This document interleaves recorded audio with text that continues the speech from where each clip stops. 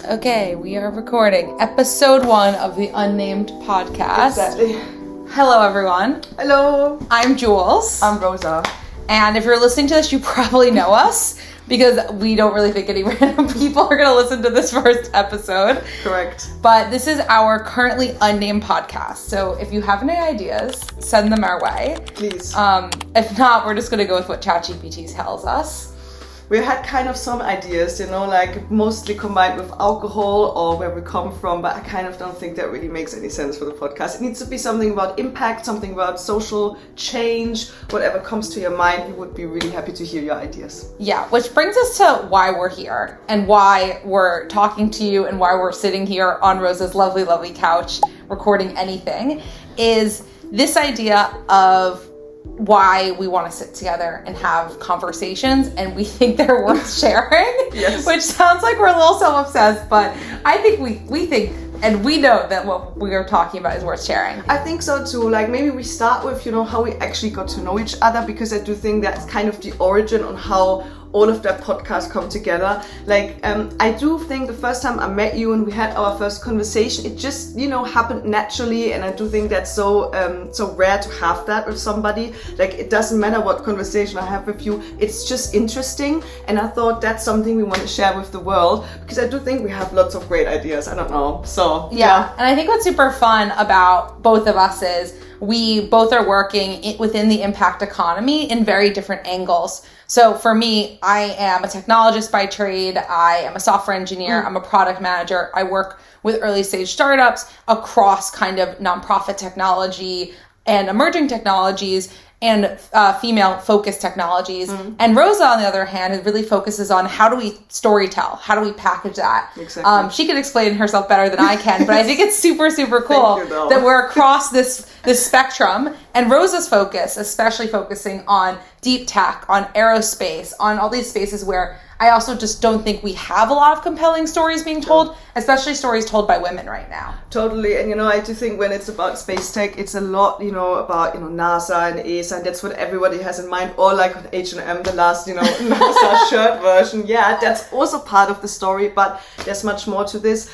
I work with companies, that are mostly in the background and do these big innovations no one sees, in the big public. And I think that's quite cool. And telling their story is even better. And I also have to do with impact, because impact, I think, is an umbrella term for so many things in B2B at least.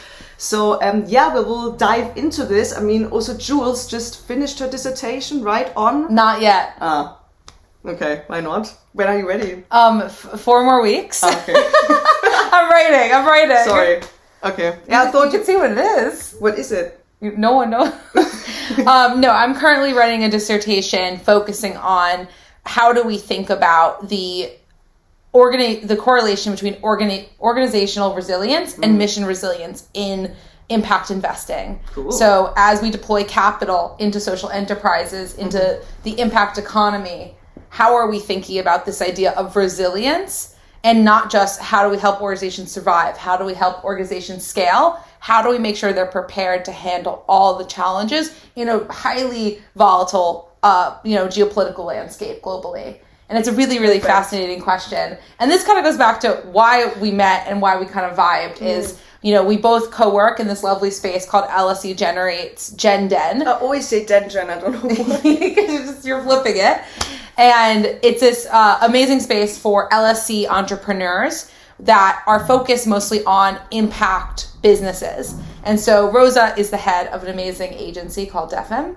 And I am in charge of, I guess, myself. Jules Consulting. I consult, Just Jules Consulting, soon to be relaunched as Shaken Studios. And, we, in this space where everyone's talking about the UN SDGs, everyone's talking about how do you innovate for impact, we think it's really important to extract some of those conversations out and also make sure they're really represented by queer female futures. That's also a big point for us. We're both queer. What does that actually mean in the space of impact investing, social change, whatever it is, or storytelling? I think that's also important. Queer spaces, how do we establish them? How can we, grow them even more? So I'm actually excited to get started. I think we have on our list what's the thing we deeply care about? I really try to prep for this, but it's very difficult for me to make a start. So what do you deeply care about? I mean, it sounds very like promotional, because I'm a storyteller and I have an agency that does brands, right? But I do think for me, it's like having an authentic and interesting story. I think that's what I really care about. Like, I'm really like almost obsessed with reports and documentaries that really show how people live, like if it's homelessness, if it's like tension between cultures, war, like these kind of things. I love them because they give me a reality check. That's just, and make me resilient towards, you know, my own life and what's out there. I think it's important to see that and to be aware of it. And of course, like that translates in my boxing career. Clearly, everything goes back to my boxing, where I just feel like, okay, you need to, just understand where you are and hit and don't get hit.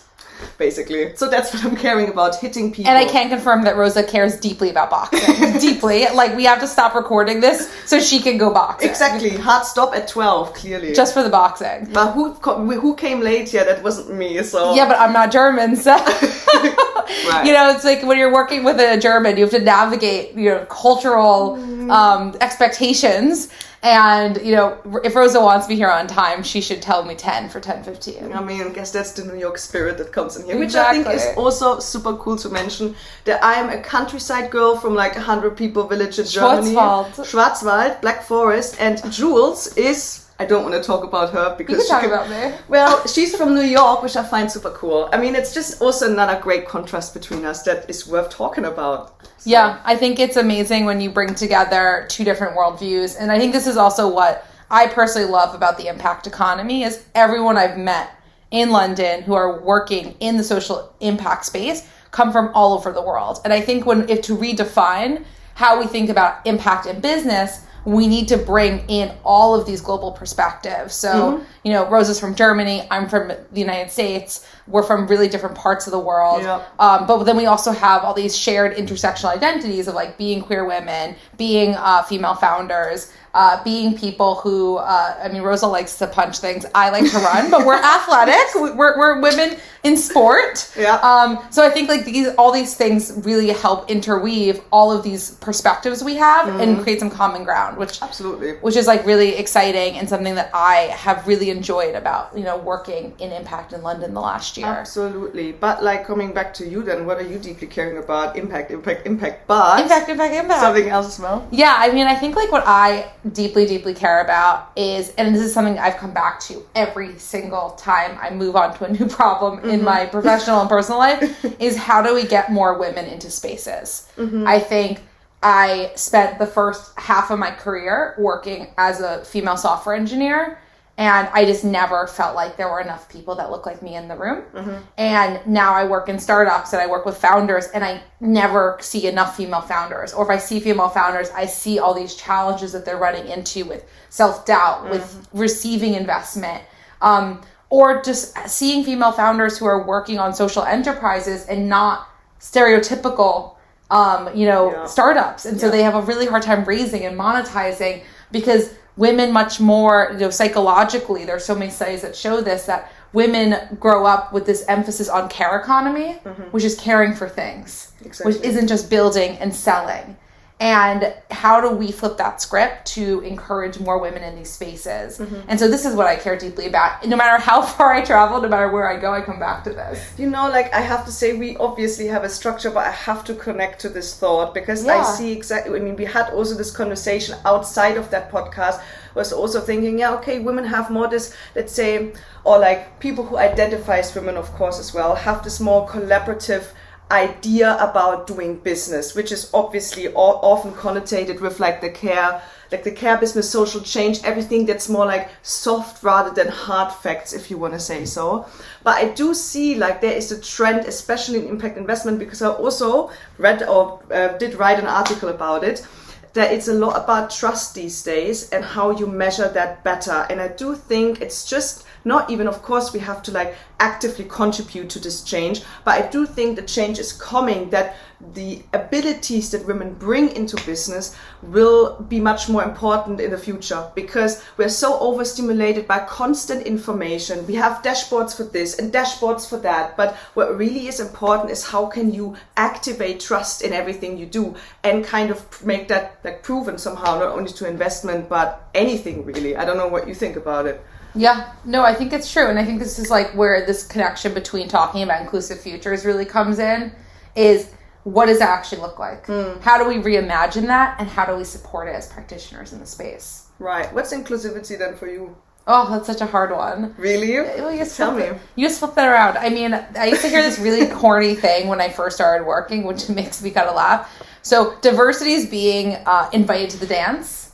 Inclusivity is being asked to dance. Ooh, which is horrible. This is what they used to say to us when I worked at JP Morgan. This is like the big thing. They were like, diversity is being brought into the dance. Inclusivity is when you actually get to dance at the dance. And I don't know if I really believe that, but I do think, you know, my perspective on this has evolved a bit, where I think that inclusivity very, very much is this idea that the builders, the people who are constructing the things that we're using in daily life, represents the percentages of our population. Like if I actually think about how I want to see it applied in a super, super hyper technological world, for me, it goes back to the root of who's building. Okay. I mean, it's kind of the similar thing, because what I hear from what you say is that it all somehow starts with the individual, you know, the one who's like building in a business, yes, building in a society, but also building your life. And I don't know, inclusivity is for me something that has to do with attitude,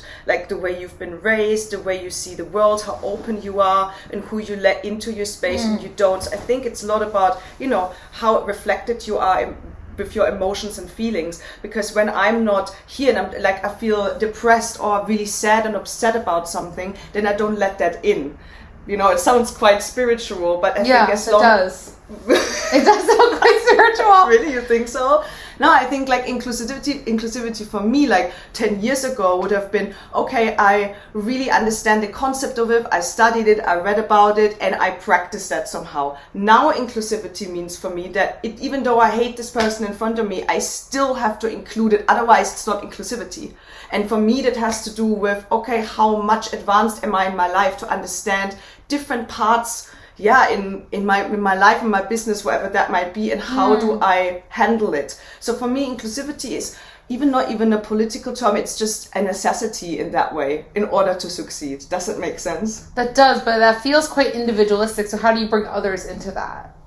I think it's about practicing that. That's a good question. I can't believe that I'm the individualistic person today and not you. I know, because I'm from the United States. We're famously individualistic. Right. Individualistic. Especially in New York. Yeah, makes sense. I know we're not that bad in New York. Okay, this is a misconception. You are diverse, for sure. We're very diverse and we're quite inclusive. This is a perfect example then. I mean, New York is like a salad, you can say, where everyone, like a melting pot, that's the word, not salad. Yes, that's a what salad bowl. We're not a salad bowl. We're a melting pot. Like a melting pot. And like, I guess my question is, how do you practice your inclusivity in New York? How is that lived there? Maybe we can start with that. I think it goes back to some of what you're saying of like, this like idea of like letting things in. But I think like it's this understanding that you coexist alongside other people and that you can take and learn from them. So it's this idea of like, like maybe you're going to totally ignore the like 15 other people you sit next to on a subway car, but you'll get like pieces of that cultural experience by listening to the music that's on their headphones, by hearing the language they're speaking, by being curious also about what parts of the city do they live in. So I feel like, I don't know, New York, like it is like any large city in the world where it could be definitely more inclusive. Like it's diverse, but you know, like many other cities, it's very much like certain neighborhoods belong to certain ethnic groups. Yeah. But I think it's much more dense, so people are on top of each other. So you cannot turn away. You have to kind of look at the other person, and from that, through like osmosis. Yeah, it comes in. Osmosis. You absorb it. I took biology. You did? Yeah. Really? Like, is it like, how is it in, I have to We're digressing off but like, script. did you have that in like, I don't know, college? Or like, is it like a very like an in middle school, in high school, and in college, I took biology. Damn. Nice. It's compulsory. In Germany, you don't have to take biology? We can choose. We can choose between physics, chemistry, and biology. I also took biology because the other ones, but you have some kind of choice, yeah, for sure. Okay. But coming back to your question, because that really, like, I don't know, ties everything in well together, is exactly what you've been describing beforehand. Not only putting more women into spaces, but in general create space for inclusivity. In your case, it's like even undeniably kind of forceful, because we're all, like, it's so dense, as you say, in New York, that you have to be confronted with it. I do think we have to practice to kind of, get these spaces together. And that means, not having a group for queer people, having a group for neurodiverse people or something like that, like having these silos, but bringing more people together and then diversify. I think that would bring inclusivity in there. No, but it was when I studied the same way, and I can see it still, like didn't really change anything. That's the culture that's been evolving through uni. I don't know. Nobody is really like, I don't know, connecting really. I think we have this deep need as human beings to gather with the people that we have shared identities with. Like you and I, we are attracted to each other because we have shared identities. For better or for worse. Really, yeah. We have shared identities. And it's very much human nature to do that. But I think when we're talking about building, how do we break some of those human patterns and desire for human closeness in how we build? Okay. And I think I think your critique is fair. Like, yes, in university spaces, people very much cluster based on where they're from. And I agree with this. It was quite frustrating for me. Like, being from the United States, where everyone's from someplace else, I actually had never really been in a space where, like, people really cluster based on where they're from. Like, I feel like everyone I knew growing up were all from different places, and we all just kind of were together because the U.S. is such a melting pot. Yeah. But then being here in Europe, you're very much defined on what country you're from in a way that I didn't experience living in the U.S. Okay. And so I think that we see more of that here. But I think this can parallel also into some of the clusters that we use to support entrepreneurship and building. Like, we have, clusters for queer founders, clusters for female founders, clusters for neurodiverse founders, for people of color. But I think it's amazing because we need that. As an underrepresented group, you need spaces where you feel safe, where you feel received, where you feel like people are speaking the same language as you. But then how do we bring all those groups together, to your point? Yep. Because I would love to be able to build with more underrepresented founders. Yes. But I don't want us to be pushed together in this kind of forced way. It's like, you're underrepresented, I'm underrepresented, let's be together. How do we, like, support this cluster as one and not just as these silos? Maybe that's kind of the question you're posing. Yeah, of course it is. And it actually brings us to the next thing, which is, I think you wanted to talk about technology here. So I'm wondering if technology could be a tool to bring people like that together. Okay, we have that in a romantic setting with maybe, I don't know, Tinder, or any kind of, like, there's also Tinder for business connections. So, there is something out there, but is there something that pops into your mind that kind of represents what you were just saying? No, because honestly, when I think about most technologies that I use, they're for specific segments, which I understand. Like, as a product person, we build and we sell based on customer segmentation. And this as a marketer. Everything's based on segment and your ICP, your ideal customer persona. And so I think for builders and for... I'm not going to use an acronym that people may not know. Yeah, you're right. Of course. And I think if you think about your ICP, you can't just say, okay, we're going to do all underrepresented people, right? Because that's too big of a wedge. So we wedge based on these very specific personas within that. And often we create more silos with technology. And I think it's this, I'm part of so many female and queer technologies, like, communities or technologies that are built for women or for queer folks, but they're never the same thing. They're always different. And this is where what I'm saying, where, like, I'm agreeing with you that I think we need to figure out a way to bring all of these kind of clusters together to actually achieve more critical mass of innovation. Because the hill that we're running up in the AI race is that all of AI is being built by the same types of people. And as underrepresented people who want to build in the tech space, to reach critical mass, I think we need to find more common ground across underrepresented groups. Because each cluster of underrepresented group, we don't have enough critical mass to really make a dent or an impact in how AI will be defined. Absolutely. And I have to say, I agree with you. I also think the people who are behind these technologies are also overrepresented. You know what I mean? Like when I see it, and I have to be, again, this critical voice, it's most of the time techies for a long, long time who maybe also, I don't know, maybe have an idea about their audience they're speaking to, but also have an own vision of themselves. So it's also their self-realization rather than actually connecting people. Like it's just often I feel like it's just a measure of social responsibility, but not really the purpose of some kind of technology. It's again to make money obviously and to grow and scale, yes, and that's normal. Like that we can't just discuss that away in a certain way, but like we have to think about it from a social aspect. And honestly, that's going to be a long road for me. I see like the culture is moving there and things are kind of shaky. People voice themselves better, have more access to information, but it's still like chaos in my opinion.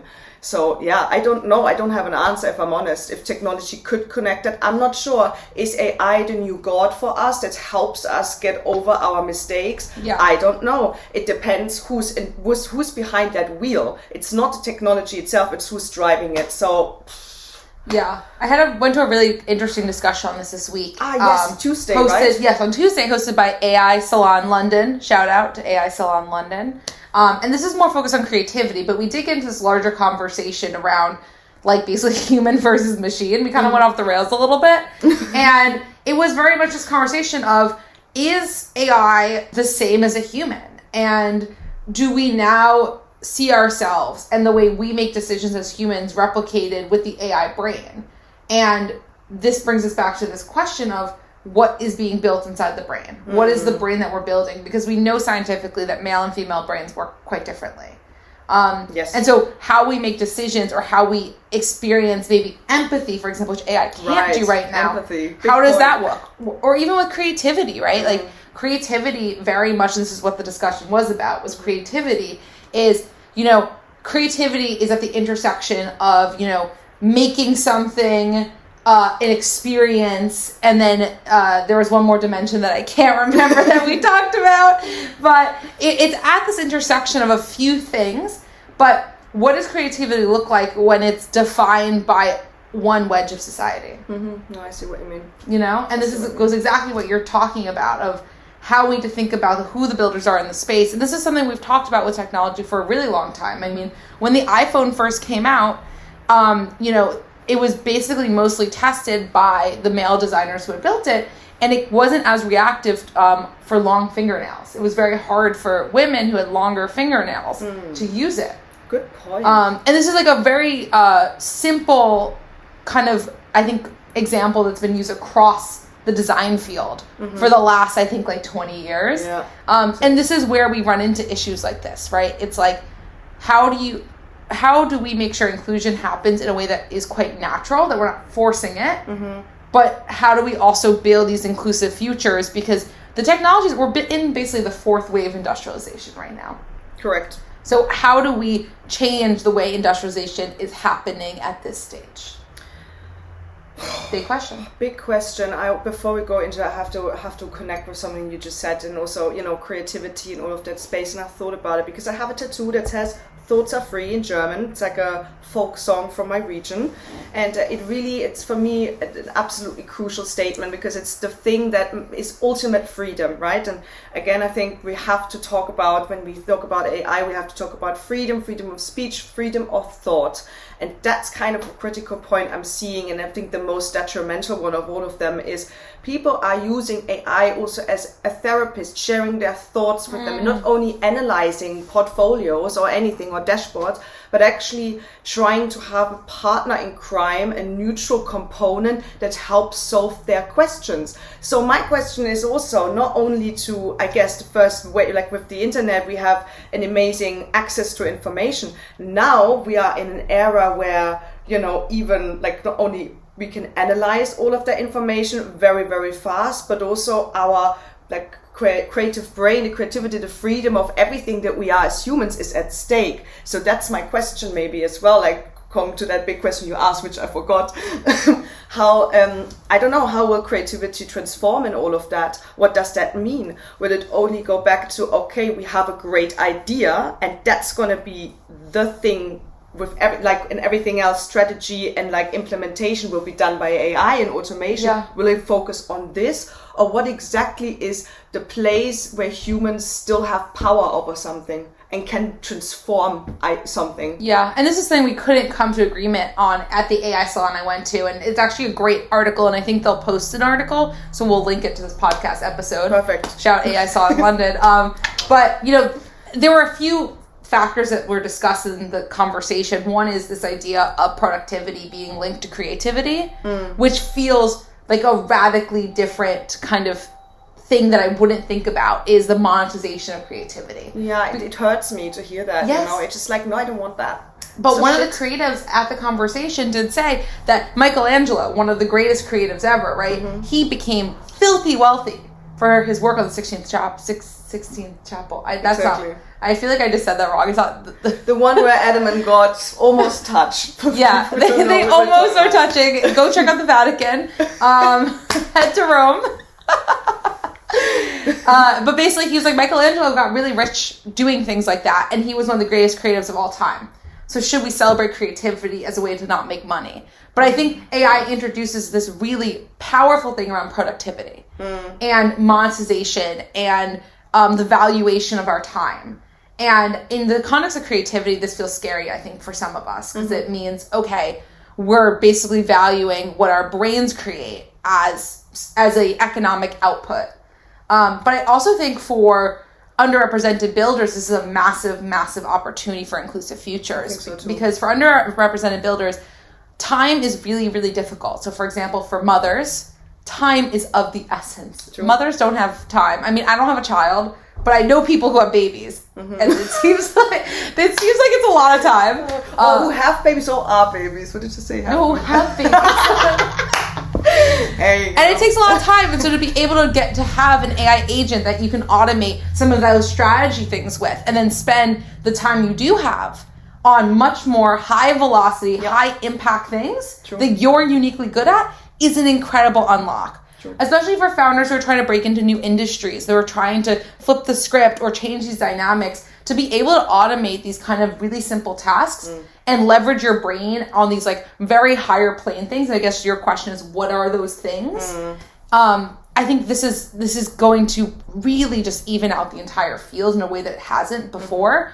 But what we need to understand and help builders understand a bit more is, what is your edge? Like, what are you uniquely good at, and what you should be spending time on? Good point. I mean, honestly, it sounds like I don't even have to add anything, because that's worth an essay you just put together. Yeah. Should I do an essay? Maybe you should. I like it though. That makes sense. It makes sense. I was also thinking it's not about mothers, it's also people who don't have money. You know what I mean? Like, this is such a big proportion of the population. It doesn't matter where you go. And I think it's an incredible opportunity. But again, like, it's the same with the internet. When you have access to a lot of things, I would say I describe it as going to the supermarket, and you have a supermarket that has 4 styles of apples. Easy, you pick one, or you pick each week, you pick a new style.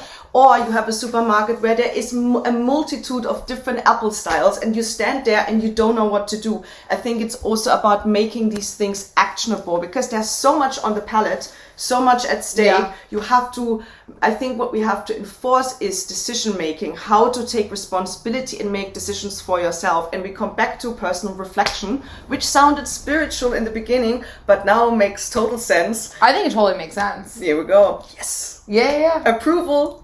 It's happening. Okay, so we're going to pivot out of this conversation. Yeah, we didn't go to Impact. We're at AI now. I know. Well, I'm going to ask you a fun question. Rosa, what is a new technology tool or talk that you've loved in the last month? Oh, she wasn't prepared. I sent her the questions before. I mean, there is not really a tool. I'm very basic bitch when it comes to stuff like that. I am a true believer in training my machines and tools, and not really like going and hopping around. She's a manual lesbian. I am. You could edit that one out. No, don't worry. I don't mind. I don't know. I don't really have a tool that I think is...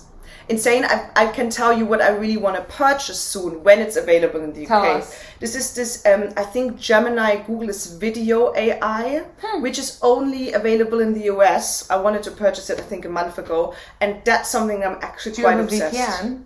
I should get that. Again, I don't have stuff like that. Get a VPN. I have a VPN because I like to watch American television shows. What are you watching? Can we just quickly do an X-course? I just want to, like, you know. She just wants out of this question of me asking her what technology. Yeah. So what am I watching? I'm watching a lot of The Valley, which is an American reality TV show based on Bravo.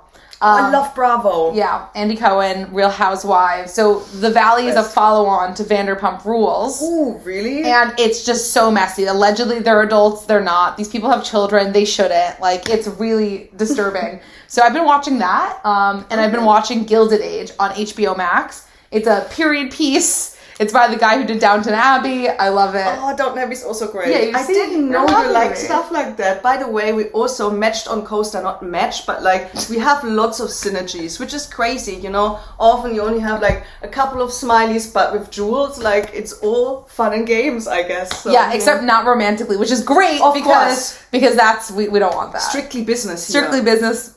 Sometimes friendship. I mean, hopefully, sometimes we drink some martinis, but, you know, and with some fries. And then we fall over.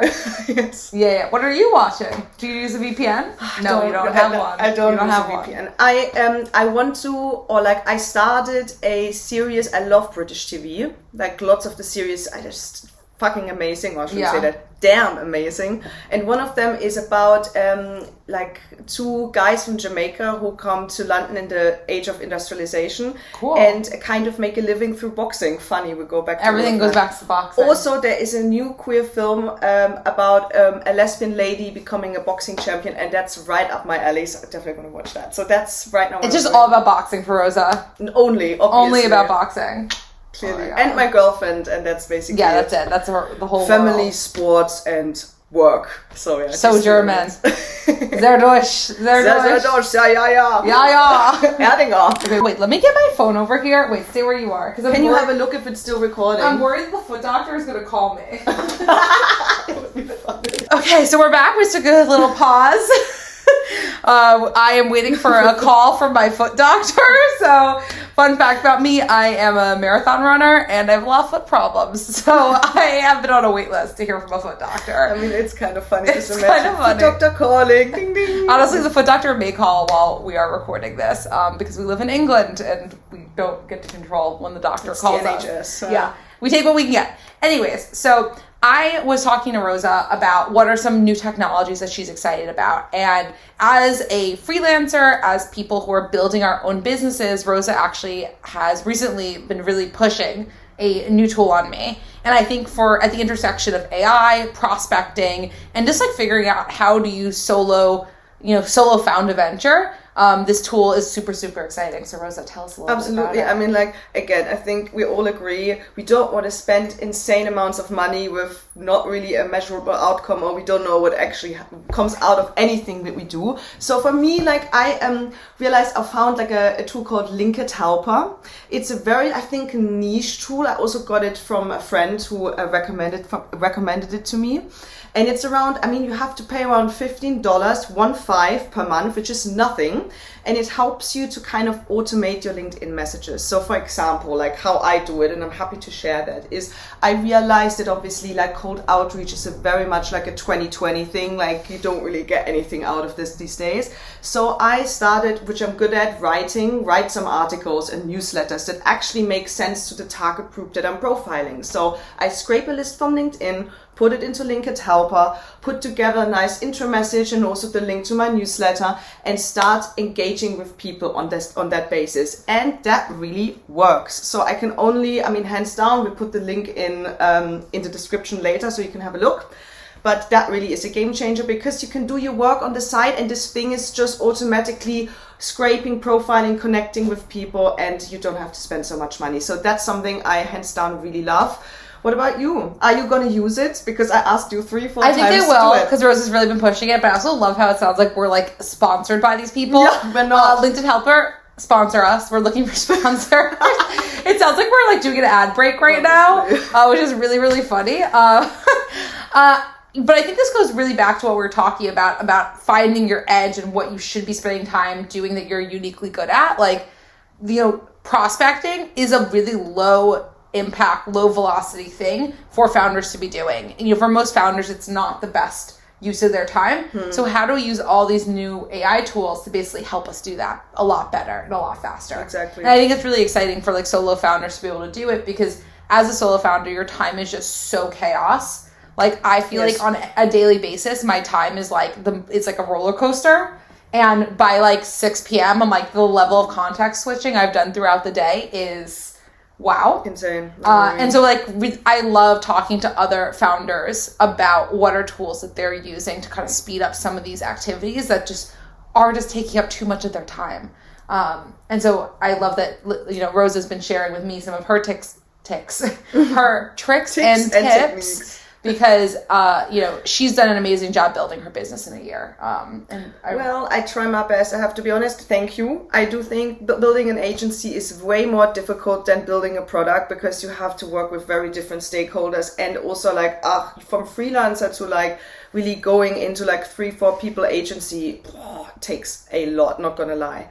But that's maybe apart from another episode, another, chapter. I mean, I share everything I'm working on, everything that I'm doing. Honestly. Even if I shouldn't, I have to. I think that's a great thing to do, really. Like, again, it sounds like I make fun. I do a little bit. But I also admire Jules for that, because she's a collaborator. She goes in there and connects people in a way that I honestly never seen like that before. And I think that's exactly what it should be about, bringing people together, being inclusive.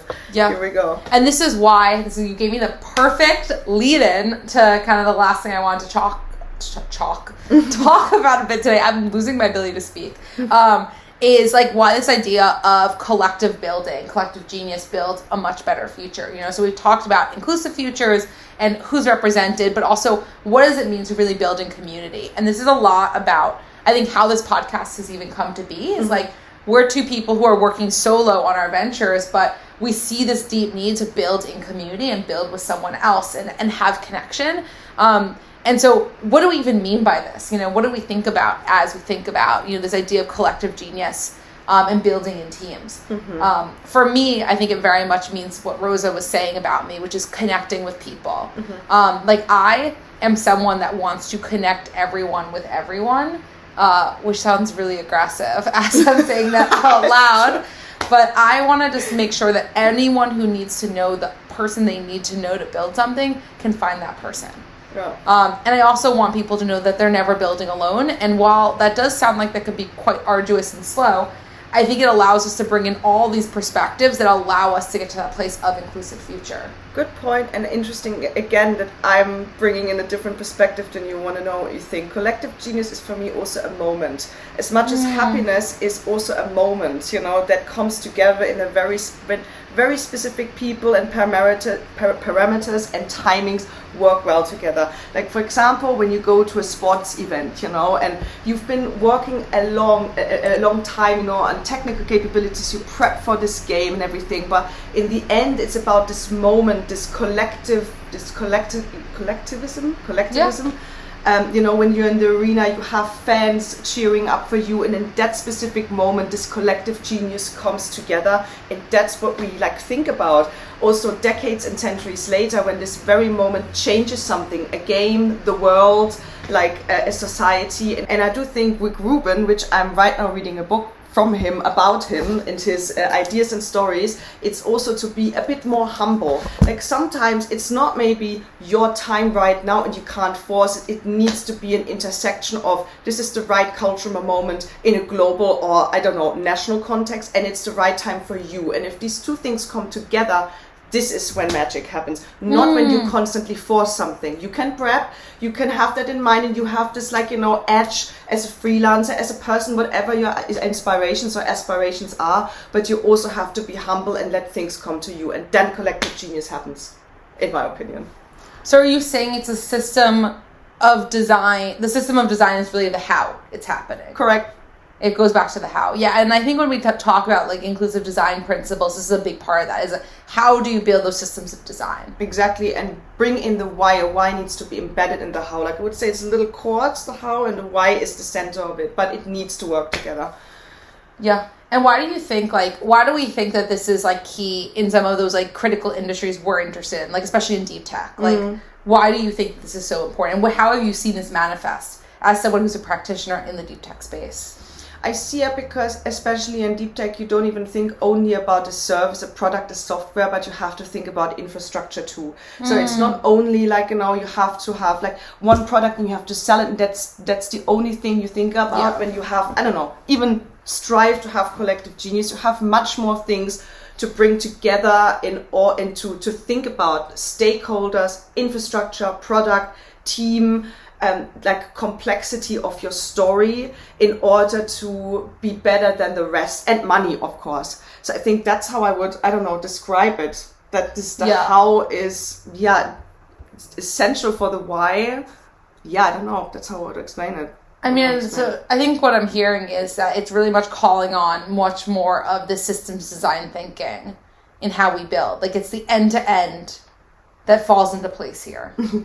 Yes, I want to know. Okay, so like by systems design, I mean, like, what is the ideal journey map of what should be experienced in what is being created? So what are all the components you need? So a service design map is basically a map of all the aspects that it would take to deliver that service, which is all the things you're talking about, right? So what are the different components you need? So I was actually not that bad. Yeah, okay. You're not bad at all. No, I mean, like, bad in the sense of, like, even though I understood what you were saying, but not really, like, I need to read about it to be completely sure about it. It makes sense. Yeah, it's a lot more about infrastructure rather than talking. Like in deep tech, like, yeah, I mean, people are very much precise. Like, if you don't know exactly what you're doing and cannot prove it, forget it. I mean, you need so much funding for stuff. Like, we're talking about 200 million of investment to get things off the ground. Everything else, like, you know, is aiming towards but that. I think, like, you know, when we think about this collective genius, though, it does take a ton of investment, like 200 million, right, just get something off the ground. But